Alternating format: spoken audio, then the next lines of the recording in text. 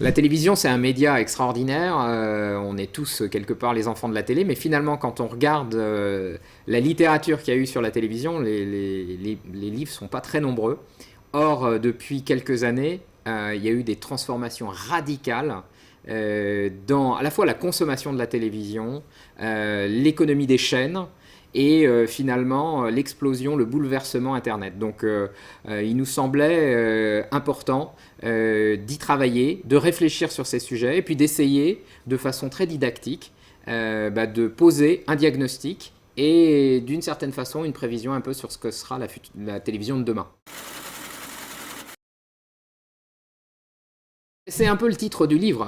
On dit d'une certaine façon la télévision est morte. C'est-à-dire l'écran unique du salon devant lequel tout le monde se groupe. Eh bien celui-ci, comme écran unique, il est mort. En revanche, il existe toujours parce que c'est toujours l'écran écrin, c'est finalement l'écran social. Et autour de lui, on le sait, le chiffre a été répété à de nombreuses reprises, plus de 6 écrans désormais dans un foyer. Donc finalement, 6 écrans, ça veut dire quoi? Ça veut dire que chacun a son écran et quelque part chacun a sa consommation de la télévision. Donc finalement, c'est devenu ma télévision. Je peux consommer des contenus délinéarisés, je peux les consommer à la maison ou hors de la maison. Donc cette transformation-là, elle a lieu, mais maintenant l'écran central, celui sur lequel se passent les grands événements autour duquel on se retrouve, finalement celui-ci continue à garder un rôle extrêmement prépondérant et on ne croit pas à sa disparition dans les années qui viennent. La télévision, ça a une fonction extraordinaire qui est d'exposer une audience large à un message publicitaire d'une marque. Et ça, cette fonction-là, elle reste extrêmement forte. Mais maintenant, un annonceur, il veut pouvoir non seulement exposer, mais il veut aussi engager et s'assurer qu'il y a une interaction entre sa marque et le consommateur. Et donc pour ça, la télévision, elle doit être complétée. Et elle est complétée par tous les dispositifs sur Internet qui permettent cette interaction, ce clic, ce like, ce share, qui font qu'à un moment, non seulement j'ai vu une communication publicitaire, mais j'ai interagi avec la marque, j'ai partagé avec mes amis, et j'ai donc un rapport à la marque, une préférence de marque qui se renforce. Le développement, il va être lié à l'usage et à l'intérêt pour le téléspectateur de pouvoir participer à l'émission. Donc plus les chaînes vont créer des dispositifs qui connectent vraiment utilement les écrans, plus les marques pourront s'inscrire dans ces dispositifs-là. Donc on n'est qu'au début de ce développement de l'interaction et donc de la présence des marques sur les seconds écrans.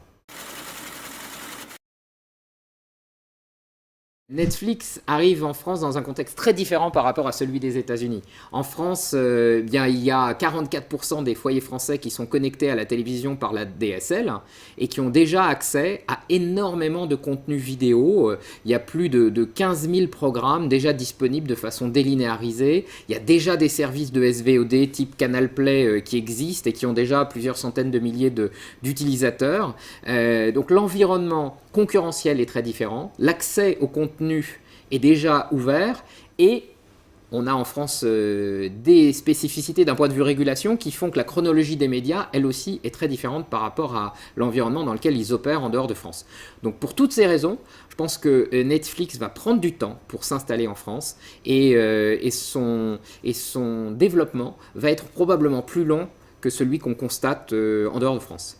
Les chaînes du Cap Saint, elles font partie de l'équation parce qu'elles offrent déjà, de manière très spécifique, des réponses à des besoins sur des sujets d'expertise, le voyage, la nature, le sport. Donc elles ont une réponse très verticale à une attente des téléspectateurs. Elles continueront, me semble-t-il, et on le voit partout où Netflix s'impose, elles continueront à exister à partir du moment où elles ont cette réponse extrêmement pointue. Là où on va voir les choses bouger, c'est sur les chaînes qui sont plus de nature à offrir de la série qui, elle, est vraiment au cœur de l'offre de Netflix. Donc ces chaînes-là, si elles existent aujourd'hui, vont connaître des difficultés dans les années qui viennent. La régulation, elle est aujourd'hui inscrite dans un environnement qui est français.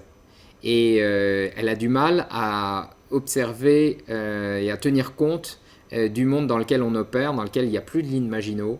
Et donc les frontières n'existent plus d'un point de vue diffusion, distribution de contenu sur Internet. À partir de là, les schémas dans lesquels on a fonctionné jusque-là doivent être repensés.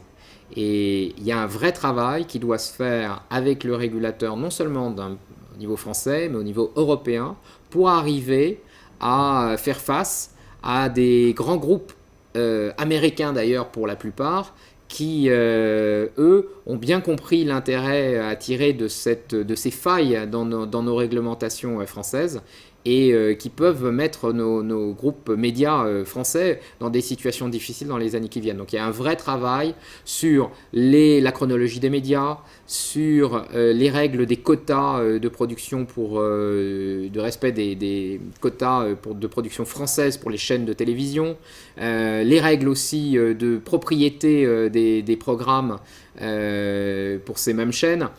Tous ces sujets-là doivent être mis sur la table et de manière assez rapide, puisque en effet, l'arrivée de Netflix et d'un certain nombre d'acteurs et leur développement peuvent mettre en péril l'économie des médias telle qu'on la connaît aujourd'hui. Aujourd'hui, on le sait bien, les outils sont imparfaits, puisqu'on ne couvre pas encore bien la consommation sur tablette. Et ça ne sera qu'en 2015, début 2015, normalement, que Médiamétrie nous aidera à comprendre cette consommation sur tablette. Donc ça, c'est la première grande tendance, c'est mieux comprendre l'ensemble de l'écosystème des écrans et donc arriver à mesurer l'audience de manière plus précise. Et puis, la deuxième tendance, c'est d'aller au-delà de la mesure de l'audience et de rentrer dans la mesure de l'efficacité. Parce que finalement, les annonceurs, ce qu'ils attendent, c'est non seulement de pouvoir compter le nombre de personnes derrière un écran, mais c'est de regarder sur chacun de ces écrans quelle est l'efficacité du message diffusé.